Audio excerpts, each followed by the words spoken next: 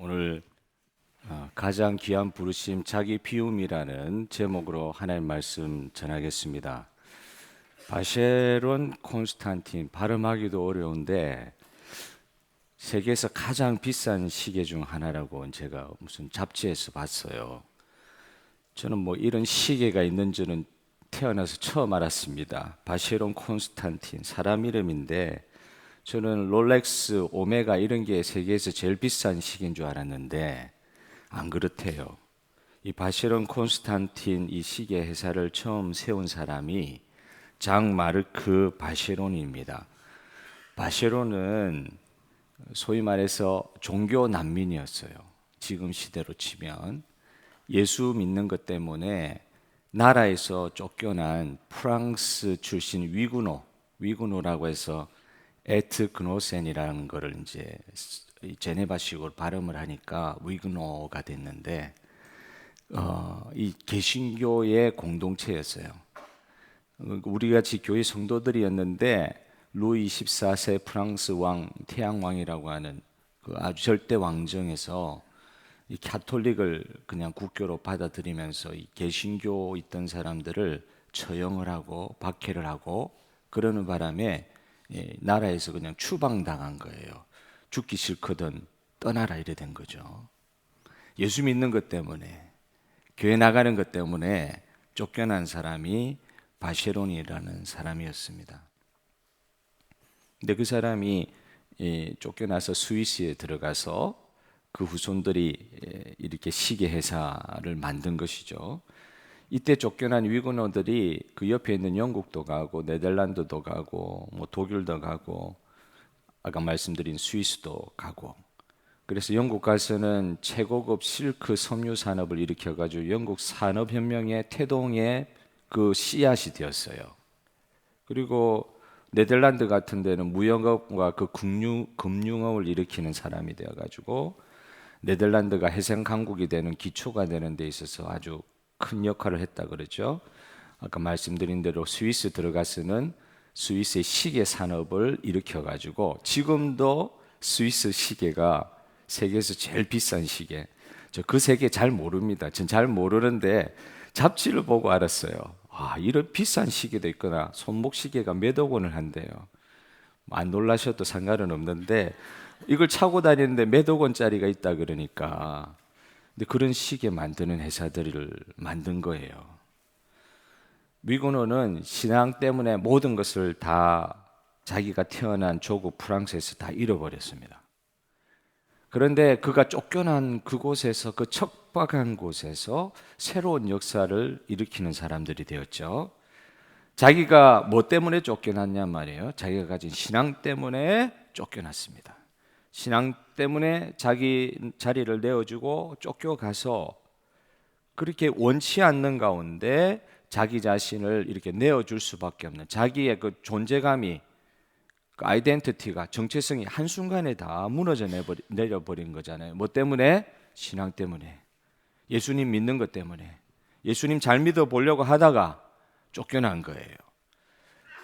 이런 외부적인 강압적인 박해로 말미암아 쫓겨나서 자기를 비워낼 수밖에 없는 상황이 있었던 사람도 있지만 직접적인 박해가 없는 가운데서도 자기를 내어주고 비워내는 삶을 살았던 사람의 예들도 있죠.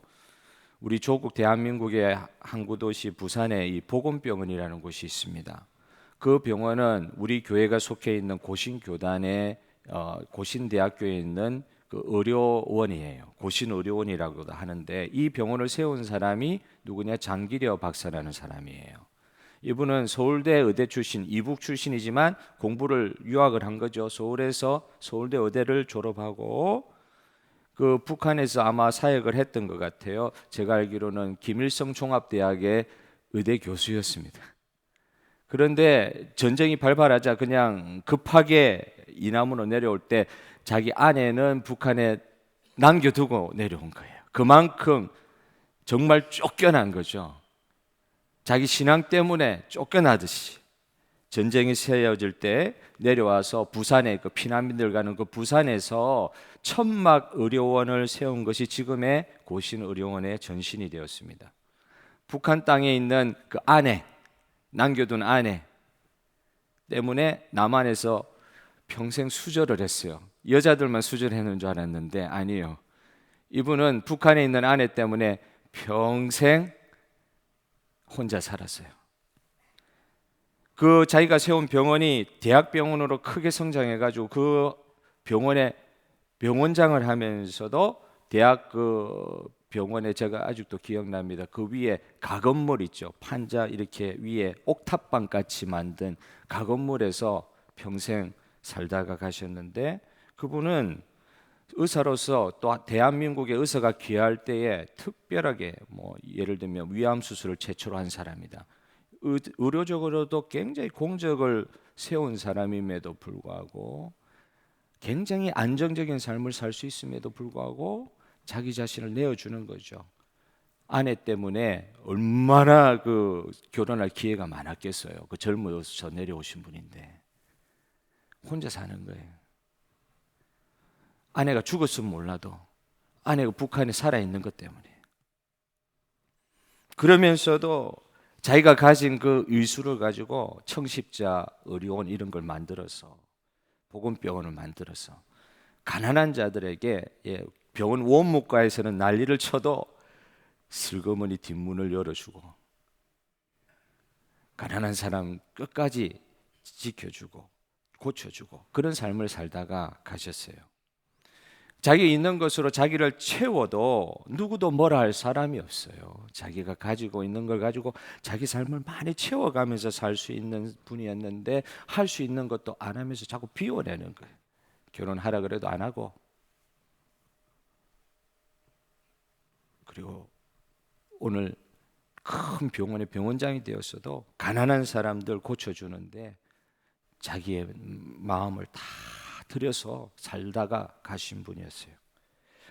위근호든 장기려 박사님이든 이들의 자신을 비우는 삶의 원형은 어디에서 왔을까요? 그분들이 믿던 예수 그리스도의 비움의 삶에서 배우게 된 것이었죠. 빌립보서 2장 7절의 말씀을 다 같이 읽겠습니다. 시작. 오히려 자기를 비워 종의 형체를 가지사 사람들과 같이 되셨고, 예수님께서 자기를 비웠다 이 말입니다. 자기를 비웠다. 이게 원어로 헬라어로 케노시스, 케노라는 동사에서 왔어요. 케노시스, 내를 비웠다. 예수님이 자기를 비워서 사람의 모양과 같이 되었다. 하늘의 영광을 버리고 비웠다. 할 수 있는데 안 했다. 하늘 영광을 버리시고 낮고 천한 이 땅으로 내려오신 예수님을 본받는 것이 이 케노시스의 삶이다. 자기 비움의 삶이다 하는 것들을 신앙인들이 보여주고 있습니다. 자신을 위해 채우는 것을, 세상의 중심에 내가 서는 것을 포기하고, 아무리 유명한 사람이 있어도 내가 지금 세상의 중심이잖아요. 우리 그래서 자존심 가지고 사는 거 아닙니까? 자기를 위해서 이 세상의 것들에서 얻은 것들을 채우거나 내가 세상의 중심에 서는 것을 포기하고 자기를 비우면서 사는 삶이 예수님이 우리에게 모범으로 보여주신 삶이기도 하였습니다. 예수님은 말로만의 사랑, 내가 사랑한다 사랑한다 이렇게 말씀만 하신 것이 아니라 당신의 사랑을 십자가의 행동으로 먼저 보여주셨지요. 성경에 보면은 예수님의 가르침이 많이 기록되어 있어요. 복음서에 예수님의 가르침이 많이 기록되어 있어요. 산상수훈도 있습니다.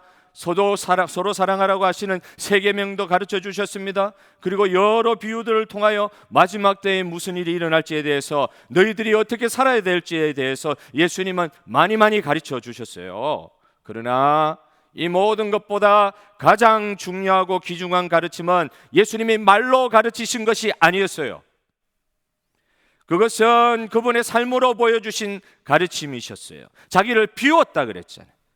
하나님이신 예수님이 자신을 비워서 종의 형체를 가지고서 이 땅에 오신 성육신의 가르침이 가장 중요한 가르치심이었다. 어떻게 우리에게 살아가야 하는가를 말로, 말도 중요합니다. 그 말씀 때문에 우리가 오늘 이 시간 배우는 것입니다. 그 말씀의 가르침도 너무너무 중요한 것이지만 그걸 말로만 그냥 가르친 것으로 끝나지 아니하시고 몸으로 진짜 살아내신 삶으로 보여주신 것이 예수님의 삶이셨어요.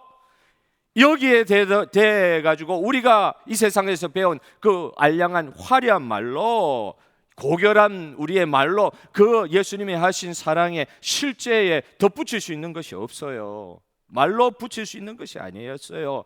말씀으로 가르치기 이전에 예수님이 살아내신 그 삶 자체가 가장 큰 가르침이셨다. 비워냈다고. 예수님은 고린도 교회가요, 우리가 지금 오늘까지 이렇게 계속 읽어오는 가운데, 고린도 전서를 읽어오는 가운데 고린도 교회가 정말 문제가 많은 교회임을 알게 되었잖아요. 분파가 있었습니다. 음란한 것이 있었습니다. 교회 안에 우상 숭배가 있었습니다. 교회 안에 있어서는 안 되는 문제들이 완전히 교회를 도배하듯이 덮고 있는 교회. 그렇지만 여러분, 이 문제를 통하여 바울의 접근 방식은 달랐습니다. 문제는 풀라고 있는 것입니다. 할렐루야. 문제는 뭐 하려고 있는 것입니까? 풀라고 있는 것이, 해결하라고 있는 것이. 바울은 왜 교회가 이렇냐고, 교회가 왜 이 모양이냐고 이렇게 허탈해하지 않았어요. 너무너무 가슴 아파했지만은 오히려 그 문제에 대해서 적극적으로 답을 성경적으로 찾으려고 애를 많이 쓰면서 오늘까지 이렇게 고린도전서를 써가시면서 제시하고 있는 것입니다. 그런데 바울이 고린도 교회에 이런 가르침을 내어놓을 때 항상 걸리는 게 하나 있었어요. 하나가 있었어요. 바울이 고린도 교회를 개척했거든요. 그 바울이 개척한 교회임에도 불구하고 교인들이요, 고린도 교인들이 바울의 이 사도권, 오늘날로 치면 모르겠어요. 이 교회에 목사가 있으면 교회의 어떤 가르침의 권리, 이런 것들을 인정을 안 하는 거예요. 일부는 인정을 하겠지만 분파가 다 갈려가지고 인정을 안 하는 거예요. 바울이 이렇게 말씀을 가지고 가르치려고 그러는데 인정을 안 하니, 안 받아들이니 어떻게 하겠어요? 왜냐하면 그렇게 안 하는 이유도 있었던 것 같아요. 사도 바울의 삶 자체가 외형상 그렇게 권위적으로 보이지가 않는 거예요. 야, 저 부흥사가, 목사가 왜 저래 사냐? 좀 쉽게 보였던가 봐요. 권위적으로 보이지가 않는 거예요. 베드로나 다른 사도들과 다르게 아내도 없이 독신으로 혼자 돌아다녔잖아요. 그렇게 나이 많으신 분인데도 독신으로 혼자 돌아다니고, 자기가 가죽 천막을 만드는 기술이 있다 보니까 그걸로 생활비를 스스로 벌고 교회에서 주는 사례도 받지 않고, 글을 좀 쓰기는 쓰는데 설교단에서 이렇게 말하는 거 들어보면 저게 무슨 말인지, 앞은 이렇게 나왔는데 뒤는 전혀 다르게 맞춘다든지 논리가 없어 보이고 말이 좀 약한 거예요. 그런데 거기다가 성격은 조금 더 강해가지고, 그리고 이렇게 사근사근하지가 않고 성격 강하고, 거기다 좀 추측하건대 좀 못생겼던 것 같아요. 별로 이렇게 그 바울에 관한 그 성화를 그리는 거 보면 대부분 머리 벗겨진 모습으로 많이 나와요. 머리 벗겨진 게 못생겼다는 말은 절대 아닙니다. 그런데 그 그림을 보니까 좀 그래요. 사람들이 그렇게 추측할 수 있을 정도로 흠모할 만한 것이 없었던 사람, 외형적으로. 건강도 별로 좋지 않았어요. 육체의 가시라 그랬잖아요. 평생 육체의 가시를 달고 살았어요. 거기다가 뭐가 제일 걸리는 게 있어요? 바울은 치명적인 과거를 가지고 있었습니다. 교회 다니는 사람들 죽이러 다니던 사람이었어요. 여러분, 이해되지 않아요? 그런 사람이 서가지고 설교하고 있는데 잘 들리겠어요? 그러니 바울의 가르침에 어떤 성도들은 고개를 숙이지 않는 거예요. 사람 앞에 고개 숙이는 게 아니라 그의 가르치는 하나님의 말씀에 고개 숙이고 순종해야 되는데 그게 잘 안 되는 거예요. 이에 대해서 바울이 오늘 본문에서, 우리가 읽은 본문에서 이렇게 이야기합니다. 15절 16절. 그러나 내가 이것을 하나도 쓰지 아니하였고 또 이 말을 쓰는 것은 내가 이같이 하여 달라는 것이 아니라 내가 차라리 죽을지언정, 저 앞에 우리 다른 성경 본문의 번역에 보면 죽을지언정 다음에 점점점 이래 돼 있어요. 말을 못 맞히는 거예요. 내가 죽을지언정 내 이야기 안 할란다. 내 자랑하는 것을 헛된 대로 돌리지 못하게 하리라. 내가 복음을 전할지라도 자랑할 것이 없음은 내가 부득불할 일임이라. 만일 복음을 전하지 아니하면 내게 화가 있을 것이로다. 바울은 다른 사도들처럼 사도의 대우를 받으면서 사역할 수 있는 사람이었어요. 자기가 사도였거든요. 사도로 세움 받았어요, 예수님 앞에서. 그런데 그런 권리나 권한이 있는 사람인데도 그런 대우를 받으면서, 대우라고 이야기해야 될지 모르겠어요. 그런 존경을 받으면서 사역할 수 있는 사람이었음에도 불구하고, 그러나 그는 지금 자기 스스로 이런 말을 하는 거, 나한테 이런 거 중요하지 않다. 자존심 상할 텐데도 당신들이 나를 그렇게 보는 것처럼 나 그렇게 중요한 사람은 아니다. 대우 안 해줘도 된다. 자존심 상할 수도 있을 텐데 그런 말을 직접 하는 거예요. 돈 받아서 하는 일이 아니라는 것입니다. 생존하려고, 자녀 부양하려고, 가장으로서 직업적으로 사역하는 것이 아니라고 이야기하는 것입니다. 왜 일하느냐? 하나님께서 나를 부르셨기 때문에 일하는 것이라고 말씀하고 있습니다. 하나님의 복음은 내 생명보다 귀하다는 것이기 때문에 이 일들을 하면서 내가 복음을 전하지 아니하면 내게 화가 있을 것이로다. 누구 사람 좋으라고 하는 게 아니다. 우리 주 예수 그리스도께서 맡기신 복음의 사역을 감당하기 위해서 내가 이렇게까지 한다. 내가 사도의 권한이 있어도 다 쓰지 않는다. 그러면서 연이어서 이렇게 말씀합니다. 18절 19절을 다 같이 한번 읽어보겠습니다. 시작. 그런즉 내 상이 무엇이냐? 내가 복음을 전할 때 값없이 전하고 복음으로 말미암아 내게 있는 권리를 다 쓰지 아니하는 이것이로다. 내가 모든 사람에게서 자유로우나 스스로 모든 사람에게 종이 된 것은 더 많은 사람을 얻고자 함이라. 무슨 말입니까? 내가 예수 그리스도께서 나에게 맡겨주신 복음을 위해서 내가 가지고 수 있는 모든 자유를 스스로 제한하고 내가 가질 수 있는 나의 권리를 다 쓰지 않는다 하면서 이야기하는 거예요. 복음 안에서 나 자유롭다고 이야기할 수 있잖아요. 어제도 말씀드렸지만 술 먹으면 어떻게 됩니까? 지옥 갑니까? 술 먹으면 지옥 갑니까? 술 먹는 것 자체는 구원하고 관계없을 수도 있어요.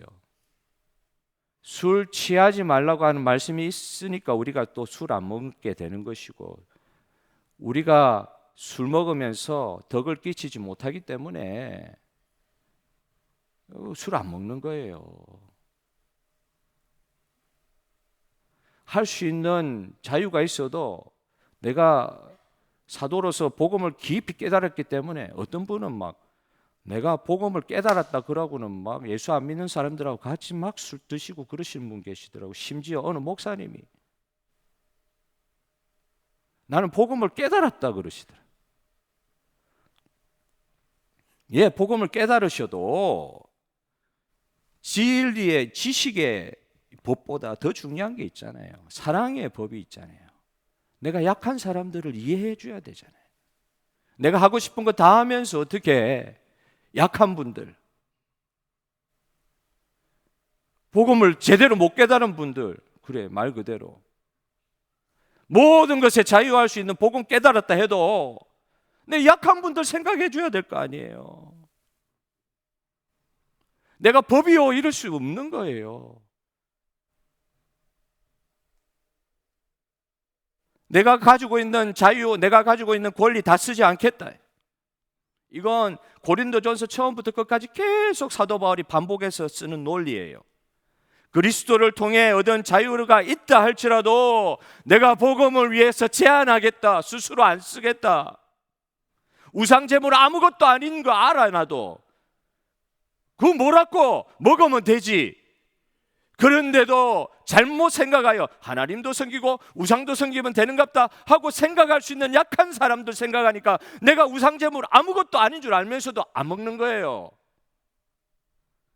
약한 사람 시험 들지 않게 하기 위해서 평생 동안 나 고기 안 먹겠다, 그렇게 이야기하는 것입니다.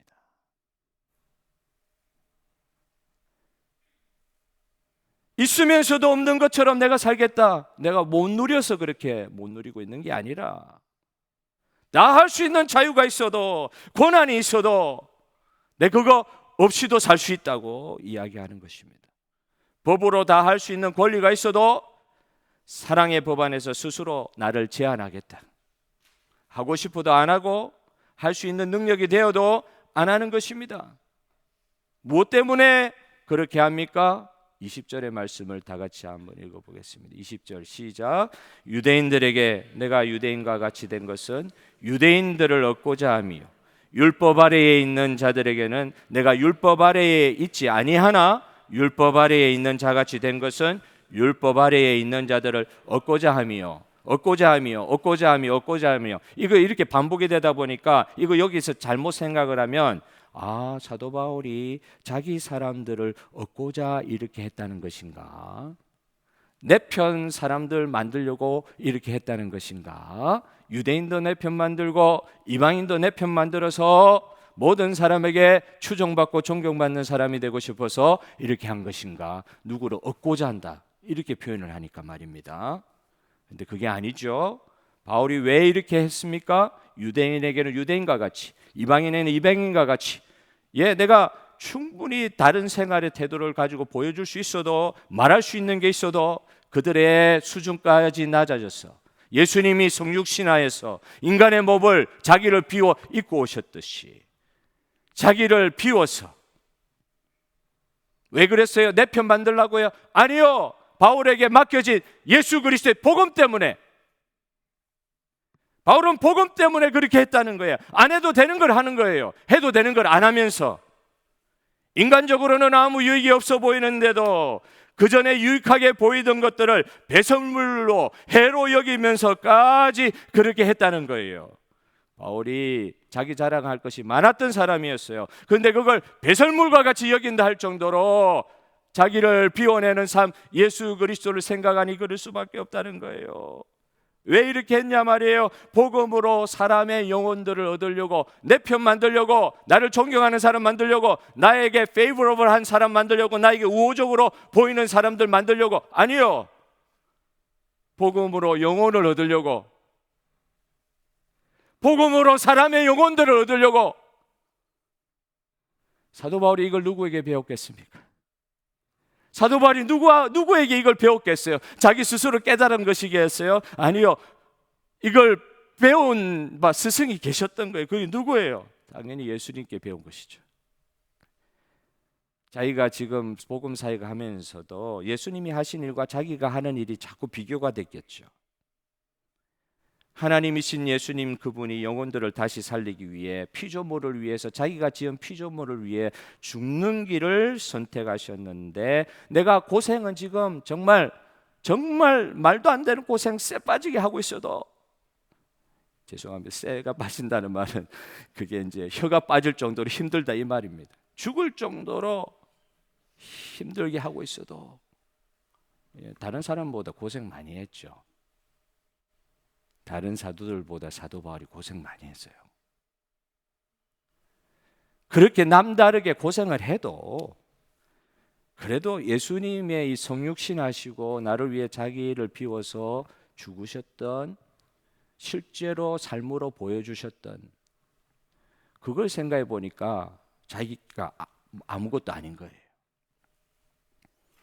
그러니까 이런 표현을 할 수 있는 것이죠. 아무쪼록 몇 사람이라도 구원하기 위해 예수님처럼 내 자신을 비워내고 싶다. 하고 싶은 것도 안 한다. 할 수 있어도 안 한다. 몇 사람이라도 구원하기 위해서. 바울은 자기 비움, 이 케노시스, 예수님처럼 자기를 비워 종의 형체를 취하셨다고 하는 예수님처럼 종 안 되어도 되는데 예수님은 종이 됐다는 거 아니에요? 바울도 그거 흉내라도 내고 싶었던 것 같아요.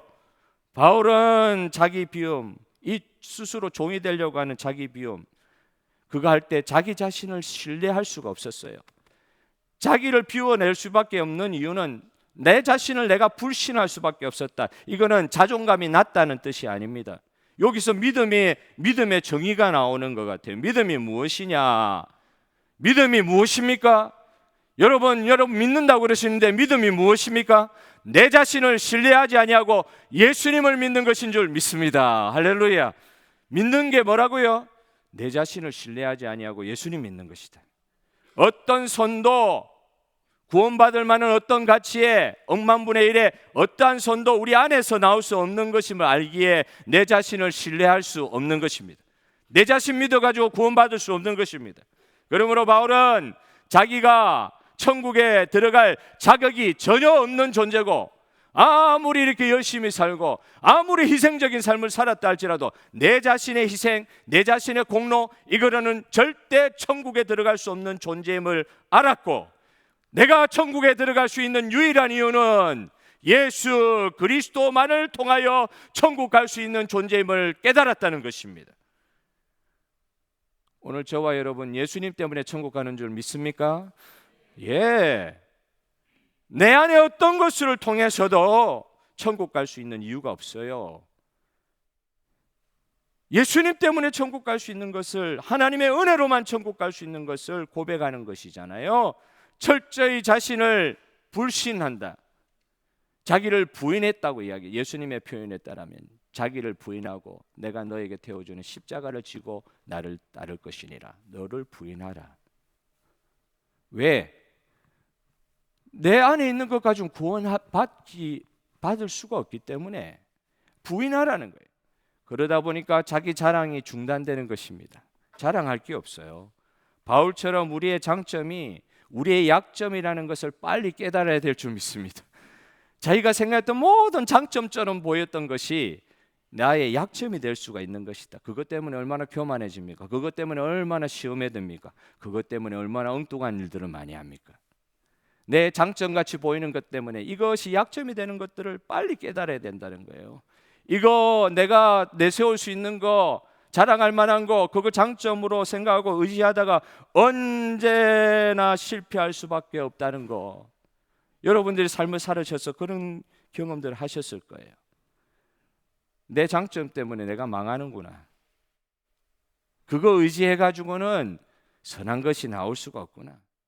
그래서 자기 신뢰를 버리고 하나님만 온전히 의지하는 사람이, 그 사람이 자기를 비워내고 하나님으로 채우고 예수님으로 채우는 삶의 자세이고 깨달음이라는 것이죠.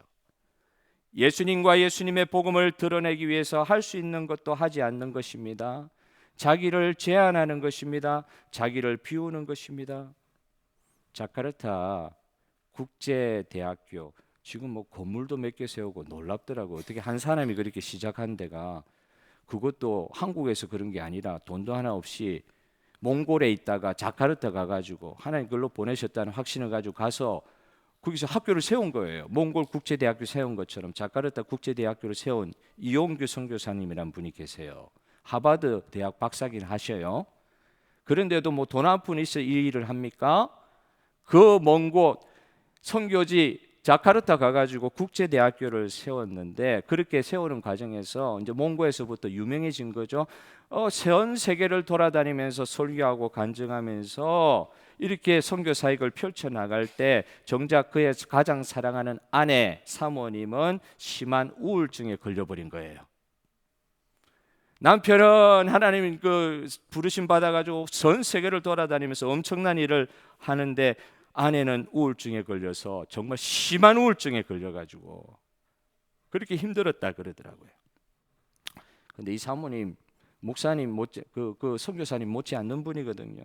하나님을 사랑하는데, 정말 하나님 사랑하는 분인데 왜 우울증에 걸려요? 하나님 사랑하는데 왜 우울증에 걸려요? 그 사모님이 나중에 깨달았다. 자기 스스로를 돌아볼 수 있게 됐어요. 복음에 대해서 더 깊이 알게 되면서 나중에 깨달았다는 거예요. 그때 내가 우울증 걸렸을 때 사실 내 자신은 하나님을 믿고 하나님을 사랑한 것이 아니라 내 자신을 너무 사랑하고 있었어요. 그걸 깨달았다는 거예요. 왜 우울증 걸렸냐? 내 자신이 너무 불행하고 내 자신을 내가 너무 사랑하는 거예요. 복음의 깊은 은혜의 체험까지 들어가니까 내가 하나님 사랑한다고 하면서도 이렇게 우울할 수밖에 없는 이유는 내 자신을 내가 하나님보다 더 사랑하고 있다는 것을 깨달았다는 거예요.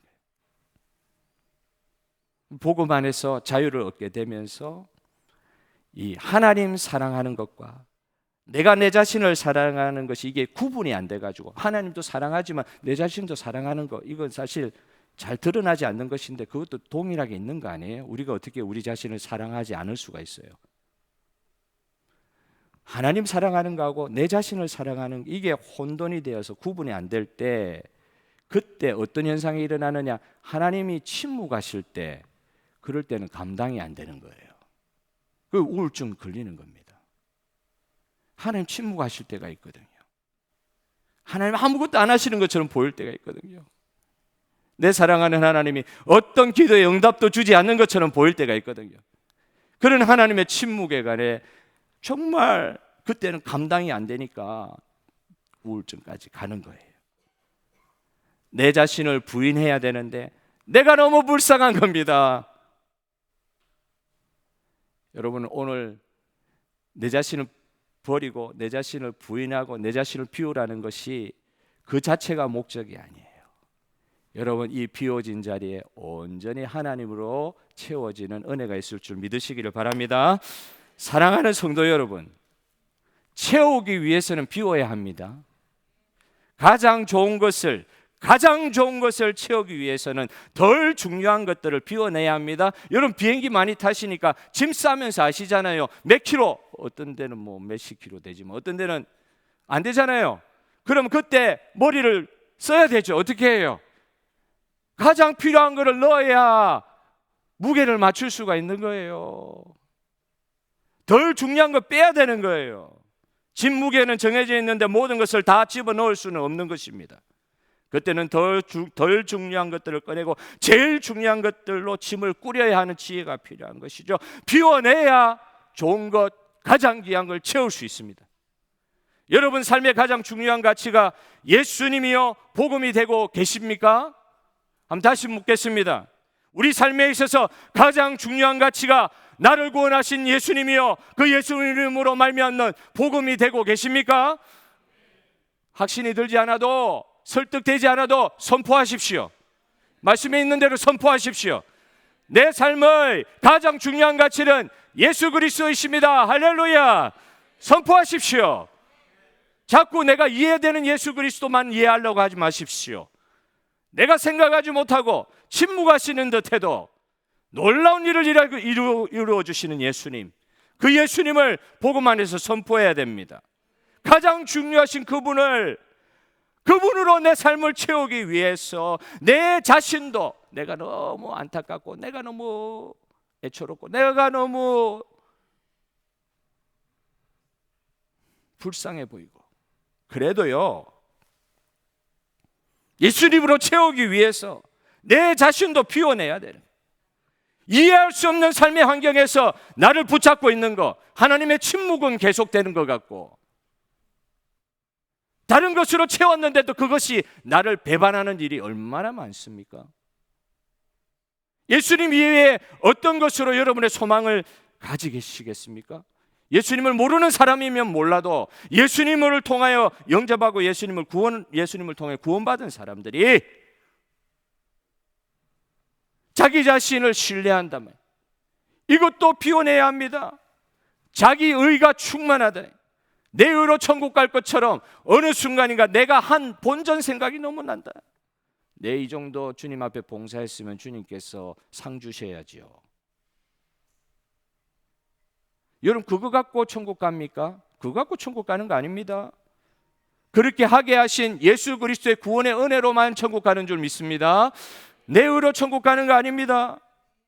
그러니까 자기 의도 비워내야 되는 거예요. 자기 자랑할 만한 의도 비워내야 되는 거예요. 어떤 면에서는 자기 안전도 선교사님들 생각하면 그렇지요. 국경을 넘어가는 거잖아요. 자기의 컴포트 존을 벗어나는 거잖아요. 자기 안전도 어떨 때는 내어드려야 되는 거더라고요. 편안함의 유혹도 어떨 때는 포기해야 되더라고요. 주님 위해서 사는데, 그런데 거기 고생하러 들어가는 것이 아니라 예수님 위해 살다 보면 고생같이 보이는 것들이 기쁨의 이유가 되는 놀라운 은혜가 있는 줄 믿으시길 바랍니다. 그러다 보니까 편안함의 유혹, 세상적인 편안함의 유혹도 포기할 때가 있는 거예요. 뭐할라 직분 받아가지고 직분 섬기면서 자기 돈 내가지고 자기 열심, 그 모든 헌신을 내어가면서 눈물 흘리면서, 어떤 분은 어떻게 그렇게 헌신할 수 있어요?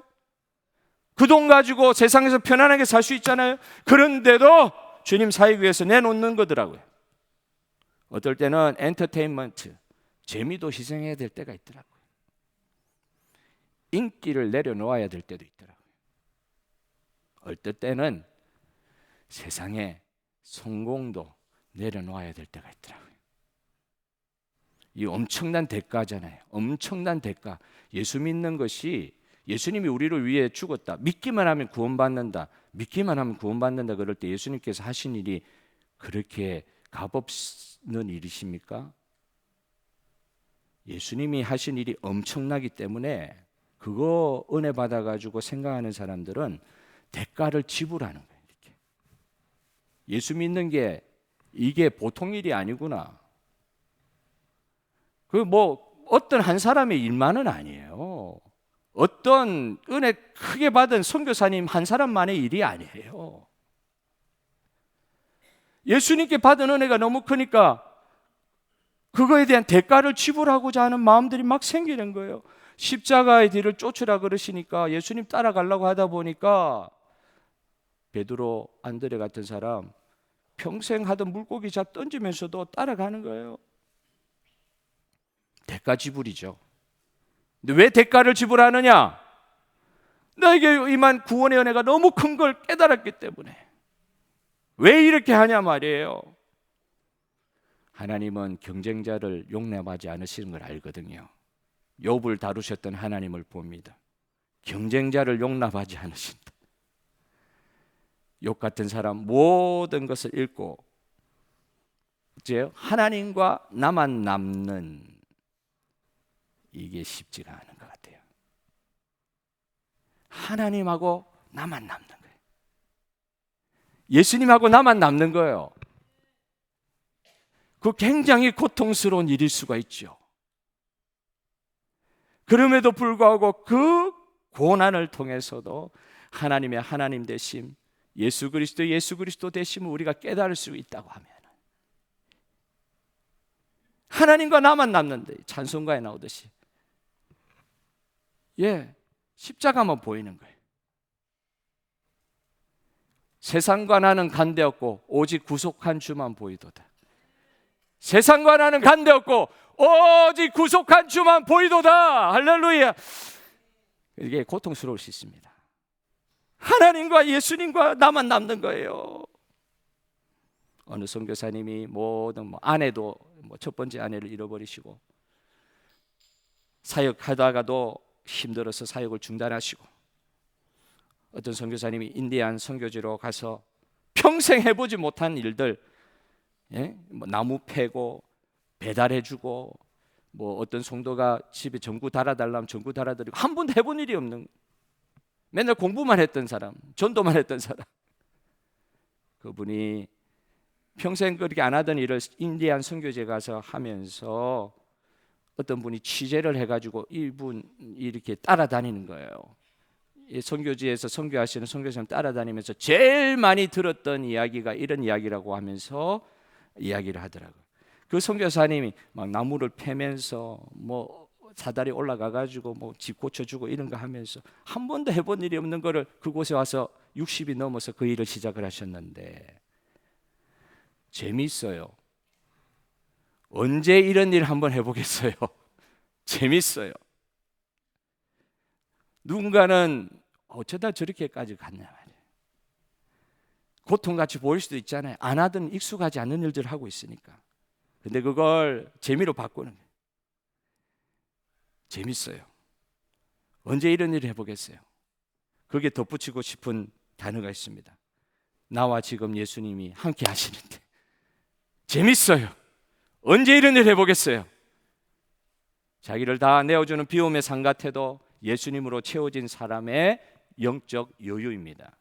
오늘 저와 여러분에게 예수 그리스도로 말미암는 비움의 은혜, 그래서 예수님으로 온전히 채워지는 이번 한 주간의 삶이 될 수 있도록 주님이 역사하실 줄 믿습니다.